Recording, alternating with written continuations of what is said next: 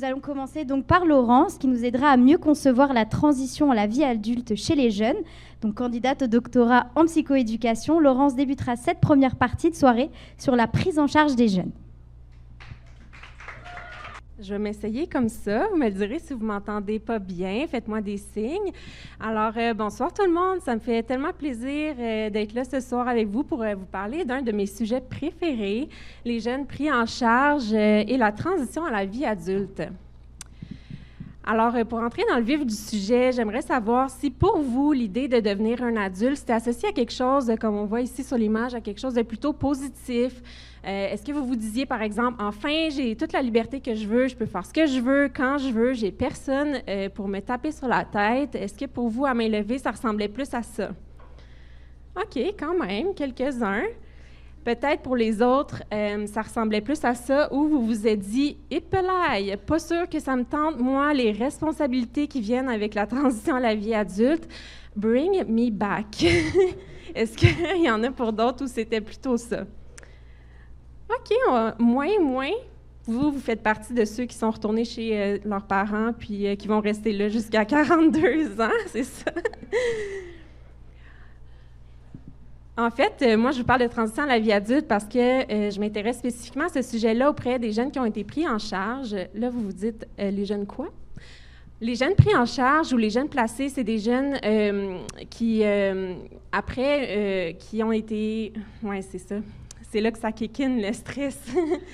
C'est des jeunes qui, après une décision de la protection de la jeunesse, en fait, qui ont été hébergés dans différents milieux pour assurer leur sécurité, mais aussi leur développement. Donc, on peut parler des jeunes, par exemple, qui ont vécu des abandons, des mauvais traitements psychologiques, des abus sexuels ou physiques, ou qui ont été exposés à la violence conjugale, par exemple. On parle aussi des jeunes qui ont des troubles de comportement sérieux, donc des jeunes qui compromettent leur intégrité physique ou psychologique ou celle des autres. Puis on parle aussi des jeunes contrevenants, lorsque les jeunes qui ont 12 à 17 ans ont commis des délits, par exemple. Les jeunes, dans le fond, qui ont été placés peuvent être hébergés dans différents milieux, notamment les familles d'accueil. Donc, c'est des jeunes qui vont être amenés à être placés chez un proche de la famille, par exemple, ou dans une famille qu'ils ne connaissent pas. C'est des jeunes qui peuvent être amenés à être placés en foyer de groupe, donc dans la communauté, dans un logement où il y a aussi des intervenants, puis d'autres jeunes pris en charge avec eux, ou en centre de réadaptation. Donc, vraiment, c'est sur un site où il y a de différentes unités avec là aussi des jeunes qui ont été placés et des équipes d'intervenants. Pendant leur prise en charge, les jeunes, en fait, vont recevoir un accompagnement spécialisé de personnes professionnelles pour répondre à leurs besoins, mais aussi assurer leur développement. Le placement, il peut varier, il peut être de plus courte durée, de plus longue durée, il peut même aller jusqu'à l'âge de la majorité. Puis à l'âge de la majorité, en fait, le placement se termine, puis les jeunes vont entamer leur transition à la vie adulte. Je vous parlais de votre propre transition à la vie adulte, en fait, parce que pour les jeunes qui ont été pris en charge, c'est une période qui est plutôt complexe, qui amène son lot de défis. Lorsque le placement se termine, en fait, ça coïncide souvent avec la fin des services dont les jeunes bénéficiaient jusqu'ici, mais aussi ça implique pour eux de devenir autonomes beaucoup plus rapidement, en fait, que les jeunes de leur âge, dans un contexte où les ressources sont parfois limitées. Maintenant que vous en savez un petit peu plus sur moi et mon projet de recherche, j'aimerais, je me suis dit que je pouvais me permettre une question en retour pour savoir, apprendre un petit peu plus à vous connaître également. Alors, j'aimerais savoir à main levée, qui n'a jamais menti? Ça donne confiance en l'humanité. Donc, tout le monde a déjà menti, rassurez-vous. Je ne parle pas des gros mensonges nécessairement. Je parle peut-être plutôt des fois où on omet de dire quelque chose, un ou deux détails dans une conversation, par exemple. Et rassurez-vous, ça arrive à tout le monde. On peut le faire pour se montrer sous un meilleur jour. On peut aussi le faire pour ne pas décevoir une personne de notre entourage ou même pour se protéger du regard des autres parfois. Ça, c'est moi qui mens à mes amis quand je leur dis que j'ai manqué leur appel parce que c'est pas ma passion parler au téléphone. Ça, c'est moi quand je mets à mes amis également, le vendredi soir, quand ils me demandent si je suis prête pour sortir, mais que je préfère leur dire que je suis trop occupée et que je préfère Netflix and chill avec mon chat. Maintenant, on peut se demander qu'est-ce qu'il y en est pour les jeunes pris en charge. Selon vous, est-ce que ça peut leur arriver de mentir ou de cacher certaines informations à leur entourage? Avez-vous des petites idées de pourquoi les jeunes seraient amenés à faire ça? Pas d'idée? Bien, c'est parfait. Je suis là pour vous en parler. Alors, les jeunes pris en charge, en fait, ça peut aussi leur arriver de cacher certaines informations à leur entourage pour limiter les conséquences du stigma dont ils sont la cible. On peut penser à un exemple du quotidien, par exemple, quand les médias véhiculent contribuent en fait au stigma des jeunes pris en charge en véhiculant l'idée que les jeunes peuvent commettre des délits ou être dangereux. Quand ils véhiculent l'idée que les jeunes peuvent être à risque de présenter des troubles de santé mentale ou de se retrouver dans la rue, ou qu'on devrait s'inquiéter de leur avenir à la transition à la vie adulte. Si vous remarquez, toutes les images ici représentent des jeunes en détresse qui sont enfermés dans des hôpitaux ou qui se retrouvent dans la rue. Moi, dans mon parcours, ce qui m'a particulièrement frappée, c'était que la recherche pouvait aussi contribuer à la stigmatisation des jeunes pris en charge. En fait, en recherche, on est souvent amené à justifier, à présenter quels sont les problèmes, c'est quoi le problème en fait, c'est quoi l'ampleur du problème, pourquoi c'est un gros problème, à quel point ça a des conséquences importantes pour les personnes concernées.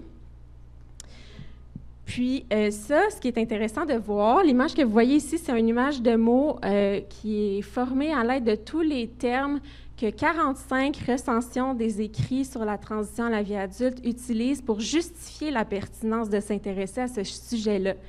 Donc, ces 45 études-là utilisent des mots qui font référence à la vulnérabilité des jeunes, aux risques qu'ils présentent, aux problèmes qui surviennent à la transition à la vie adulte, puis aussi aux sombres perspectives d'avenir pour eux. C'est marquant, là. Il n'y en a pas une qui utilise des mots autres que ça. On peut se demander, c'est quoi les conséquences que ça a d'adopter une telle perspective pour les jeunes pris en charge? Ce que ça fait quand on adopte une perspective qui est axée sur les défis ou les difficultés que les jeunes présentent, bien, ça peut faire en sorte qu'on a l'impression que tous les jeunes vont vivre des difficultés au tournant de l'âge adulte, et ça dans toutes les sphères de leur vie. On peut penser, par exemple, qu'ils vont avoir des problèmes dans leurs relations personnelles, en lien avec l'emploi, l'éducation, les finances, le logement, ou même leur rôle de parents. On peut aussi penser qu'ils vont avoir des démêlés avec la justice ou qu'ils vont avoir des problèmes de consommation. Le problème, c'est que ça montre juste une seule facette de la vie des jeunes. Ça peut aussi avoir des conséquences dans leur vie au tournant de l'âge adulte, notamment limiter les occasions ou les opportunités qui leur sont offertes. Ça peut leur renvoyer l'image que sont bien mieux de se débrouiller tout seuls dans le fond, puis ça contribue à leur isolement social. Je ne sais pas pour vous, mais la vie, c'est rarement noir ou blanc. Il y a souvent, en fait, dans la vie, quelqu'un sur qui on peut compter dans notre entourage. On va également vivre certains accomplissements, des apprentissages, puis aussi des réussites. Puis c'est important d'en tenir en compte pour montrer d'autres facettes de la vie de ces jeunes-là. Ce qui est encourageant, c'est qu'il y a plusieurs chercheurs qui maintenant soulignent l'importance de considérer les jeunes dans leur globalité, mais aussi dans toutes les nuances qu'ils présentent, comme moi, qui travaille fort sur mon doctorat. Ça se passe bien, je vous rassure. Ce ce que les recherches montrent, en fait, c'est que les recherches qui adoptent cette perspective-là, dans le fond, ils montrent que c'est pas tous les jeunes qui s'en sortent mal. Il y a même des jeunes qui parviennent à surmonter les défis puis à s'adapter durant cette période-là, puis qu'on a tout à apprendre, finalement, de leurs expériences à eux aussi pour aider les prochains jeunes qui vont passer par là. Ce qu'on se rend compte aussi, c'est que la manière de voir les jeunes, ça a aussi un impact sur la manière dont on développe les pratiques pour les accompagner. Jusqu'ici, on a surtout développé des pratiques qui visaient la gestion du risque, mais aussi la diminution des difficultés plutôt que d'encourager le développement des capacités puis des ressources des jeunes. On peut penser, par exemple, aux jeunes mères aux jeunes femmes, en fait, qui vont devenir mères. On a surtout visé la prévention de la grossesse. On veut à tout prix pas qu'elles deviennent mères, mais au contraire, c'est quelque chose qui va arriver puis qui est important pour elles. Alors, pourquoi pas les accompagner puis les aider à développer leurs capacités. J'avais envie de finir, en fait, si j'ai le temps, sur les propos que les jeunes m'ont rapportés dans le cadre des différents projets dans lesquels je me suis impliquée au cours de mon doctorat, puis qui résonnent avec les constats qu'on voit dans la recherche. Donc, en fait, les jeunes souhaitent pouvoir s'inspirer de modèles positifs dans leur entourage, c'est-à-dire qu'ils aimeraient ça pouvoir apprendre de jeunes qui sont passés par là eux aussi, donc qui ont été placés puis qui ont entamé leur transition à la vie adulte, puis apprendre de leurs bons coups au final, pour pas juste avoir des modèles qui ont eu des difficultés puis des embûches. Ils souhaitent aussi pouvoir avoir des occasions et des opportunités pour pouvoir faire valoir leurs intérêts, leurs forces puis leurs capacités. Ça veut dire de leur laisser le temps puis l'espace pour parler des choses qui sont importantes pour elles, mais aussi d'investir les activités qu'eux jugent importantes pour eux. Au final, les jeunes souhaitent jouer un rôle plus actif dans leur vie. Ça veut dire pouvoir prendre part aux décisions qui les concernent tout en étant accompagnés. Alors, s'il y avait un message à retenir, c'est que les expériences des jeunes présentent plusieurs nuances. Elles sont toutes importantes les unes que les autres. C'est de reconnaître que oui, les jeunes traversent des défis importants, mais que c'est tout aussi important de s'intéresser à leurs forces, leurs capacités, leurs ressources, puis qu'on a tous un rôle à jouer dans la manière de mettre en lumière ces expériences-là. Merci. Merci beaucoup, Laurence. Pile, tu as fini 6 secondes avant la fin. Est-ce qu'on a des questions? Oui.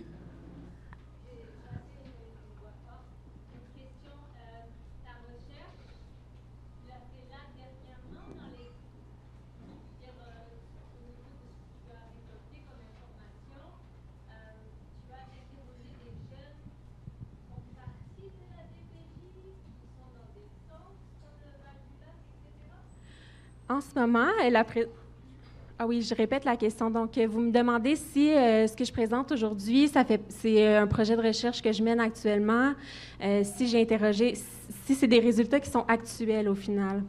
Dans le fond, la présentation d'aujourd'hui, ça porte pas spécifiquement sur mon projet de thèse, c'est un peu plus les différentes manières de voir les jeunes pris en charge dans la recherche. Donc, la recherche qui est actuelle, là, oui, à ce jour. La stigmatisation des jeunes, c'est omniprésent encore à ce jour. Est-ce qu'il y a une autre question? Non, parfait, vous pouvez continuer. Mm-hmm.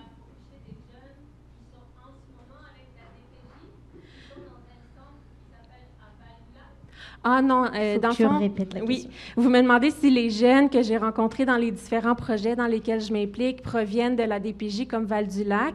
En fait, moi, je viens de Montréal, donc c'est des jeunes que j'ai rencontrés, oui, dans le cadre de mon projet de recherche, mais aussi dans d'autres projets dans lesquels je m'implique comme auxiliaire de recherche, par exemple, qui sont placés en différents milieux, là, comme j'ai présenté un petit peu plus au début. Donc, c'est des jeunes qui peuvent être passés par les foyers de groupe, par les centres de réadaptation. Généralement, les jeunes cumulent différents types de placements. Fait qu'au moment où on les rencontre, par exemple, ils peuvent être placés en centre de réadaptation, mais la norme est que c'est des jeunes qui ont cumulé différents types de placements avant d'aboutir, par exemple, en centre de réadaptation. Ça répond à votre question? Oui. Est-ce qu'on a d'autres questions? Parfait. Merci beaucoup, Laurence.